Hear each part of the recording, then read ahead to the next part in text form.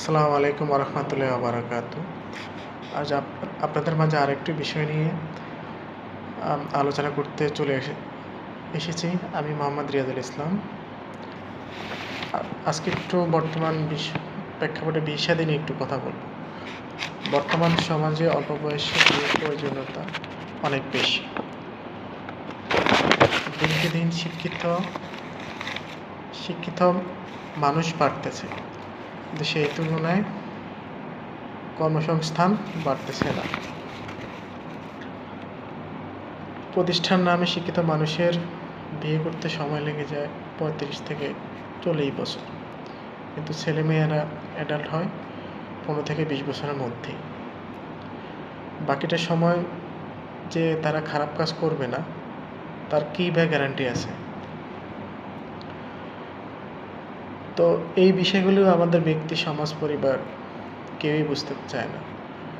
বিয়ের পরেও যে সফল হওয়া যায়, ভালো কিছু করা যায়, জীবনের সফলতার চূড়ান্ত পর্যায়ে আহরণ করা যায়, এই জিনিসটা তারা হয়তোবা ভুলেই গেছে। বিয়ে হচ্ছে সবচেয়ে ভালো কাজ। সেই ভালো কাজটাই আমরা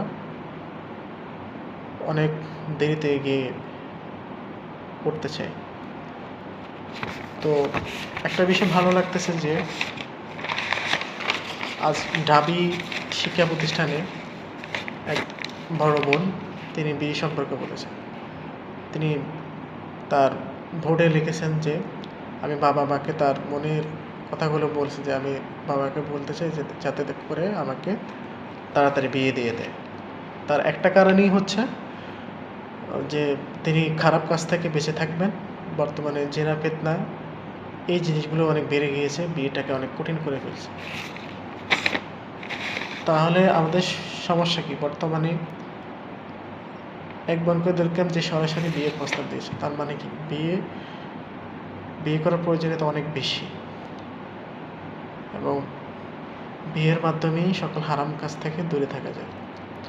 আমাদের সকলের উচিত এই বিষয়গুলোর দিকে একটু মনোযোগী হওয়া, বিশেষ করে মা বাবাদের ক্ষেত্রে। ধন্যবাদ সকলকে।